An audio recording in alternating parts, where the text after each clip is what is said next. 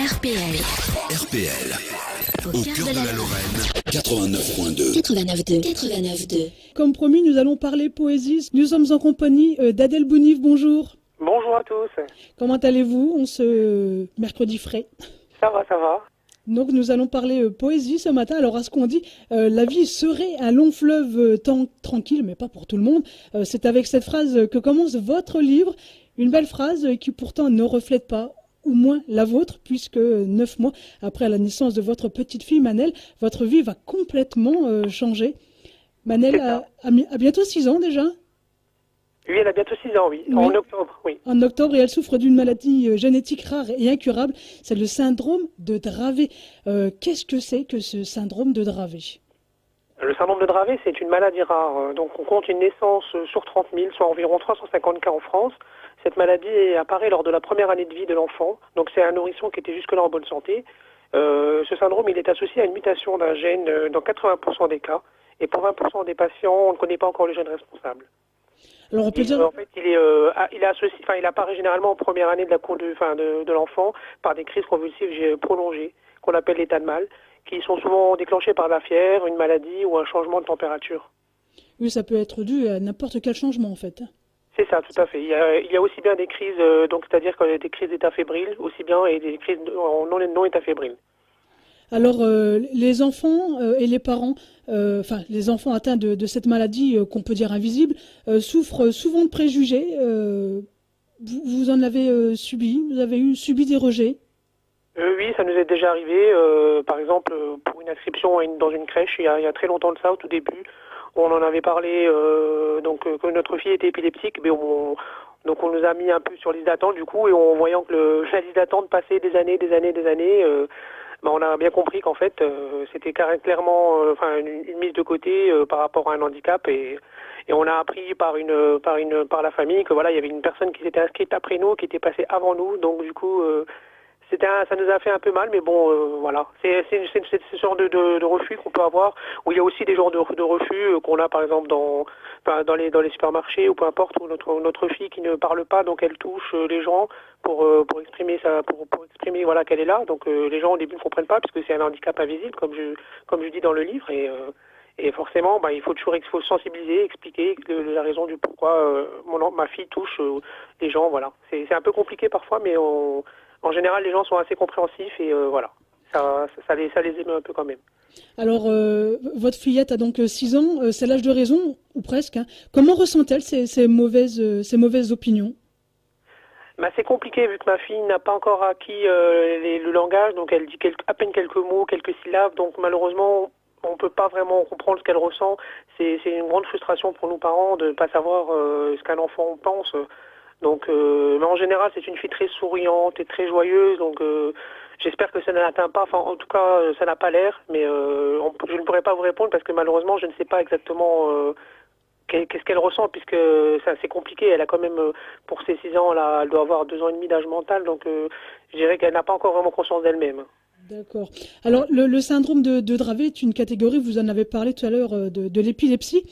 Est-ce de la peur de la part des autres de réagir comme ça, ou est-ce que c'est de la désinformation ou une mauvaise information peut-être? Je pense que c'est d'une part la peur et d'autre part aussi la mauvaise information. Bon, l'épilepsie, c'est comme la deuxième pathologie neurologique en France, donc et malheureusement elle souffre encore de préjugés. Il y a énormément de préjugés qui circulent autour de cette maladie, et je trouve que voilà, il y a vraiment un gros manque d'informations au niveau ça devrait être fait un peu partout, dans les écoles, par le ministère, par le pouvoir public, tout ça. Il y a un gros manque il y a beaucoup de travail à faire encore.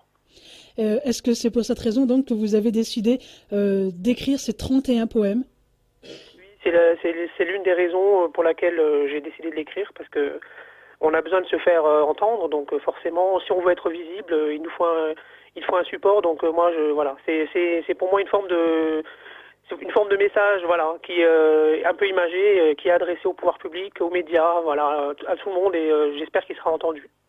Et je précise pour l'avoir lu que ce n'est pas un livre difficile à lire. Il n'y a pas de termes où il faut prendre le dictionnaire à côté pour comprendre ce qui est dit. C'est simple, c'est joli et c'est clairement expliqué. C'est ce que j'ai voulu faire, oui. J'ai voulu vraiment que ce livre soit abordable pour tout le monde, surtout même les enfants, parce qu'il y a aussi beaucoup de travail à faire au niveau de la sensibilisation des enfants. J'ai eu déjà quelques retours au niveau de certaines personnes de l'entourage, des collègues, de leurs enfants qui me disent que voilà, qu'ils ne connaissaient pas ce que c'était l'épilepsie, qui demandaient même est-ce que ma fille allait mourir, enfin des genres de questions un peu, voilà, des questions comme ça assez graves. Et du coup, ben c'est bien, c'est parce que ça sensibilise et ça permet aux enfants de se poser des questions. Et surtout, et aussi, il y a certains jeunes autour de moi qui m'ont dit qu'ils n'avaient jamais lu de livre jusqu'à présent. Et ça me touche énormément parce que je suis leur, on va dire leur premier livre et c'est vraiment flatteur et voilà. Et si ça peut leur donner envie à la lecture pour plus tard, ben franchement, alors là, voilà, je serais ravi, quoi. Alors, pour précision, des enfants de mon entourage ont également lu ces poèmes, et dont une petite fille qui m'a posé une question. Est-ce que l'épilepsie touche plus les petites filles que les petits garçons? Peut-être qu'elle a peur pour elle. Bonne question. C'est une très bonne question, en effet. Apparemment, dans le syndrome de Dravet, il y aurait plus de filles. Donc après, je pourrais pas vous dire, hein, c'est des statistiques et tout ça, donc je pourrais pas vous le dire. Mais en général, en tout cas, dans le syndrome de Dravet, apparemment, il y aurait peut-être plus de filles impactées. Alors, est-ce que vous faites d'autres actions non artistiques pour faire connaître cette maladie et enfin faire tomber tous ces a priori? Oui, au niveau de mon association, donc j'ai tenu quelques stands, l'association Alliance Syndrome de Dravet, dont je suis le délégué régional Grand Est.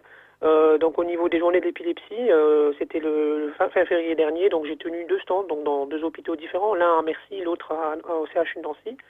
J'ai aussi tenu un stand pour la journée des maladies rares dans un supermarché au Leclerc à Thionville. C'est des journées de sensibilisation, d'information qui sont très importantes parce que c'est des moyens où on rencontre les gens, où on rencontre les patients, et c'est là où on peut échanger, expliquer sur la maladie. C'est vraiment très important.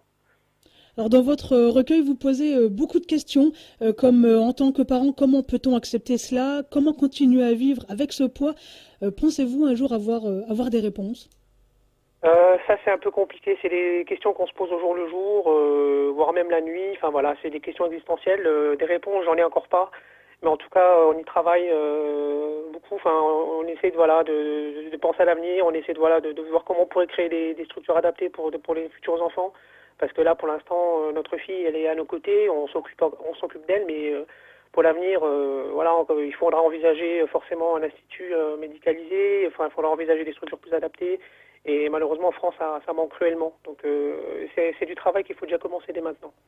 Alors, votre livre va permettre à beaucoup de gens de connaître cette maladie, de connaître votre histoire, mais c'est aussi un livre, d'introspection. C'est aussi un moyen de sortir tout ce que vous avez sur le cœur. Ce fut un bon support pour ne pas sombrer dans la dépression, par exemple. Oui, pour moi, ça a été vraiment une forme de thérapie, ce livre, parce que voilà, j'ai pu exprimer sur papier tout ce que je ressens, tout ce qu'on garde à l'intérieur. Même pour mon épouse, ça lui a fait beaucoup de bien.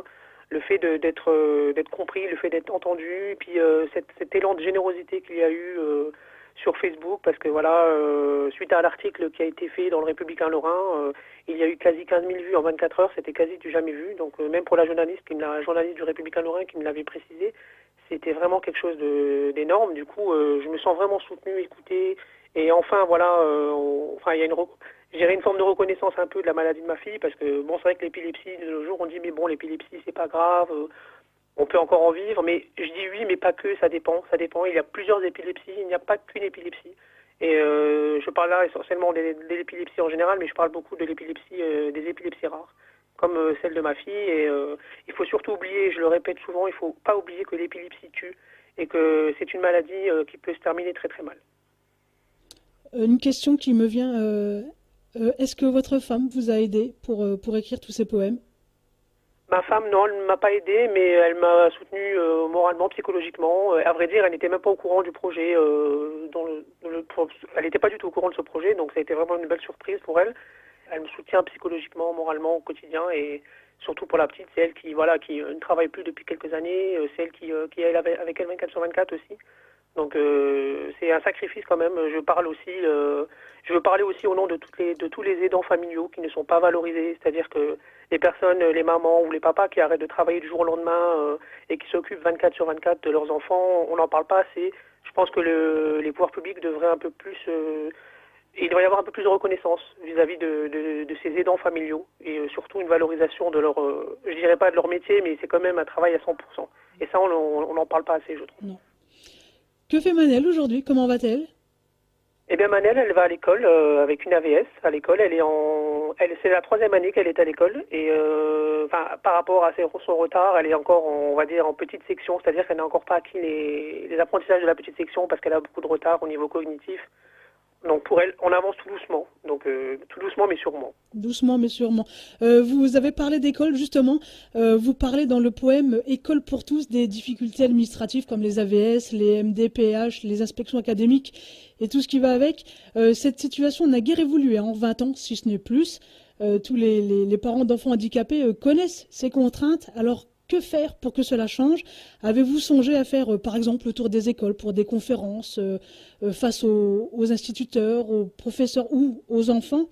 Est-ce que vous pensez peut-être que ce serait un coup d'épée dans l'eau, comme on dit?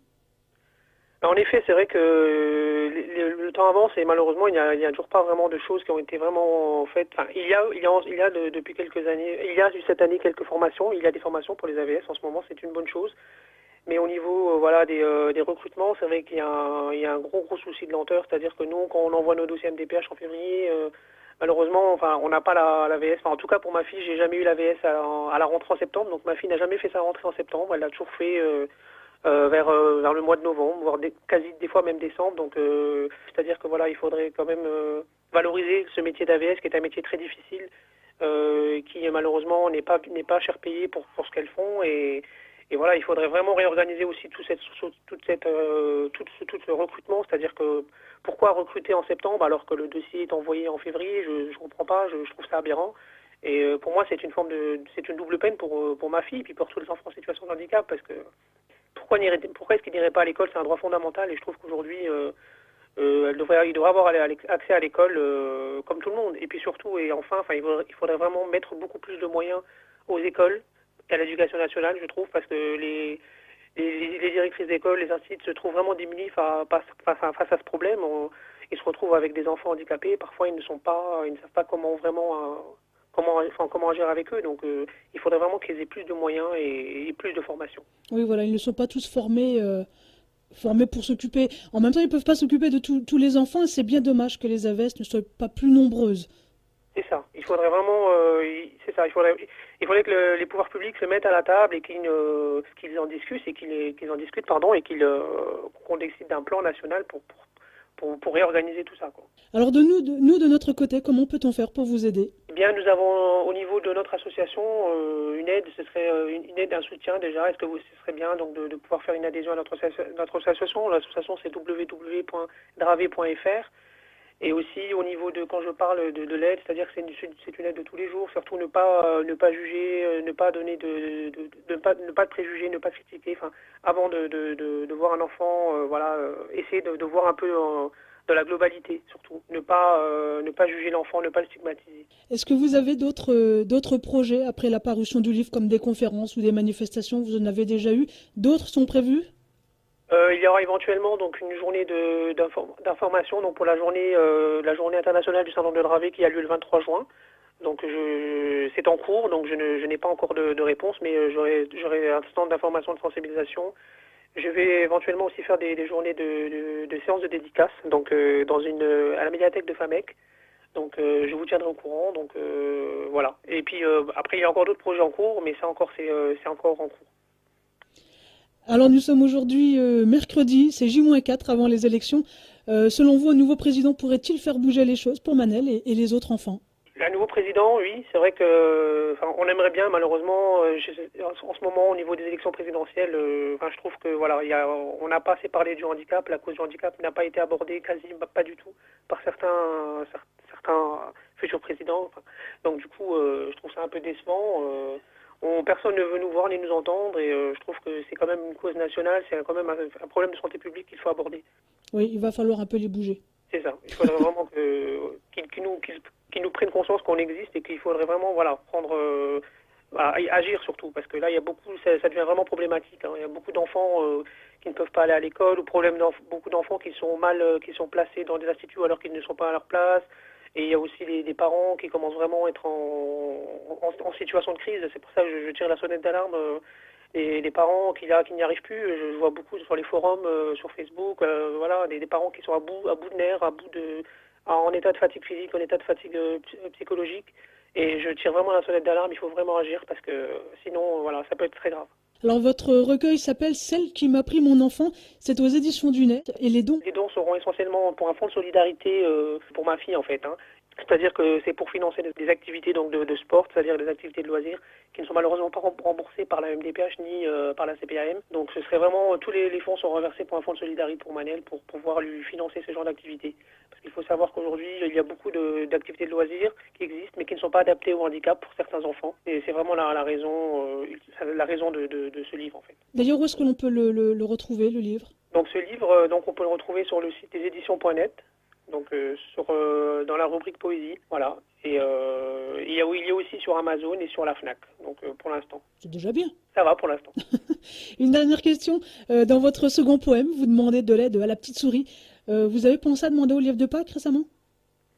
J'ai demandé au lièvre de Pâques, en effet, de pouvoir me ramener un petit œuf surprise. Bien évidemment, ce ne serait pas du chocolat, mais ce serait à l'intérieur un médicament, un remède miracle pour pouvoir sauver ma fille et pouvoir sauver tous les enfants qui souffrent de cette terrible maladie. Eh bien, espérons qu'il vous ait entendu. On verra ça. On croise les doigts. Il y a toujours, tant qu'il y a de la vie, il y a de l'espoir. Et c'est aussi cette note d'espoir que je veux diffuser dans mon livre, c'est que voilà, malgré la maladie, malgré tout ce qui peut arriver, il faut toujours garder espoir. Et il faut rien lâcher. Il faut se battre au jour le jour. Et voilà, c'est malgré tout ce qui est arrivé dans ma vie, cette maladie m'a apporté énormément de belles choses. Malgré tout, des belles rencontres, des rencontres extraordinaires, des soutiens, voilà. Et c'est grâce à ça que j'avance. Merci pour toutes ces précisions et cette note d'optimisme. Vous nous donnerez des nouvelles de Manel? Oui, tout à fait, bien avec plaisir. Merci. Je vous dis donc à bientôt. N'hésitez pas à nous rappeler. Merci beaucoup. Au revoir. Au revoir. RPL Radio, votre radio.